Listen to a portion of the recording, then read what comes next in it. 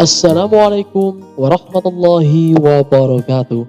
Perkenalkan, nama saya Muhlisin SPDI, peserta Diklat SAR asal Kabupaten Lombok Utara, Angkatan 59, Kelompok 4, Jabatan Guru Kelas SDN 4 Kayangan. Di video kali ini, saya akan membahas tentang analisis isu instansi. Materi agenda 1, analisis isu kontemporer. Widya Iswara, Ibu Nur Hikmah, SIP MH. Analisis isu Sekolah Dasar Negeri 4 Kayangan. Untuk menganalisis isu, tahap pertama yang kita lakukan adalah mengidentifikasi isu. Berikut adalah beberapa isu yang saya temukan di SDN 4 Kayangan. 1. Masih ditemukan siswa kelas 6 yang kemampuan literasinya sangat rendah. 2. Masih ditemukan siswa kelas 6 yang belum menguasai matematika dasar, terutama pada perkalian bersusun, pengurangan bersusun, dan pembagian bersusun. 3. Kurangnya kemampuan siswa kelas 6 memahami materi tentang operasi hitung bilangan bulat negatif, debit, dan skala. 4. Jumlah siswa dalam satu ruangan melebihi kapasitas. 5. Alat peraga pendidikan tidak digunakan dengan optimal. Dari kelima isu ini, kita harus memilih salah satu isu yang menjadi prioritas utama. Maka tahap selanjutnya yang kita lakukan adalah memilih alat lapisan isu. Untuk menentukan prioritas isu, saya menggunakan kriteria USG, urgency, seriousness, crowd, dengan teknik scoring tentunya dengan mempertimbangkan 3 komponen dalam metode USG, yaitu urgency, seberapa mendesak isu itu harus dibahas, dianalisis, dan ditindaklanjuti. Seriousness, seberapa serius isu itu harus dibahas, dikaitkan dengan akibat yang ditimbulkan. Crowd, seberapa besar kemungkinan terburuknya isu tersebut jika tidak segera ditangani sebagaimana mestinya. Berikut adalah tabel skor kriteria USG menggunakan rentang nilai 1 sampai 5. Skor 1 apabila kriteria USG-nya sangat kurang. Skor 2 apabila kriteria USG-nya kurang. Skor 3 apabila kriteria USG-nya sedang.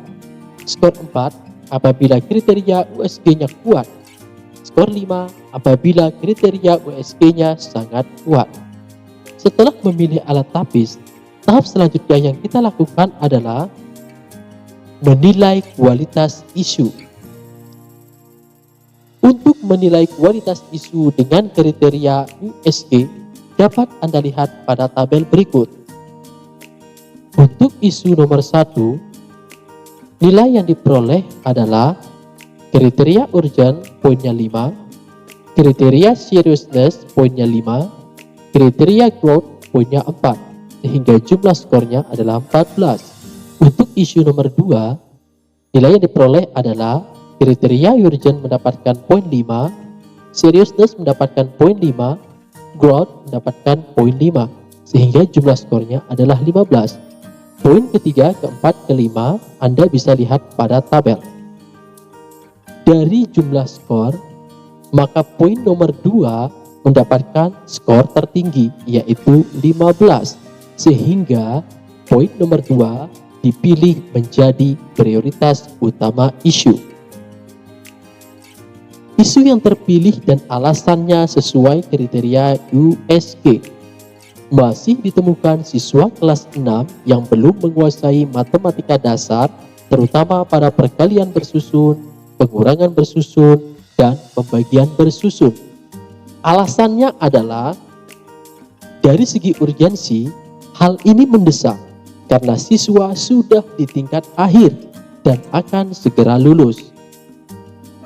Untuk kriteria seriousness-nya, hal ini sangat serius untuk dibahas karena teknik menghitung matematika dasar sangat diperlukan untuk mendalami materi matematika sesuai dengan yang termuat dalam kurikulum kelas 6.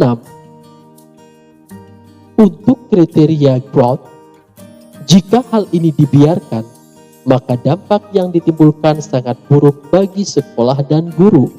Masyarakat akan kurang kepercayaannya untuk menyekolahkan anak-anaknya di sekolah tersebut. Setelah memilih isu, maka tahap selanjutnya yang akan kita lakukan adalah menganalisis penyebab isu. Untuk menganalisis penyebab isu, saya melakukan pengamatan kegiatan belajar mengajar semua guru di dalam kelas, lalu melakukan diskusi dengan guru kelas dan kepala sekolah saat jam istirahat. Dari kegiatan yang telah saya lakukan, dapat ditemukan penyebab isu sebagai berikut. 1. Kurangnya perhatian guru di tingkat sebelumnya kepada siswa yang mengalami kesulitan dalam berhitung matematika dasar. 2. Terlalu banyaknya jumlah siswa dalam satu rombongan belajar, sehingga tidak semuanya mendapat perhatian gurunya. 3. Kurangnya peran orang tua wali murid di rumah membimbing anaknya. 4. Sikap siswa dalam belajar yang kurang aktif karena merasa pesimis dengan kemampuan berhitungnya. Setelah menemukan penyebab isu, maka tahap selanjutnya adalah membuat gagasan untuk pemecahan isu. Pertama, mendiskusikannya dengan kepala sekolah. 2. Membuat ruangan khusus dan jadwal khusus untuk melakukan pembimbingan. 3.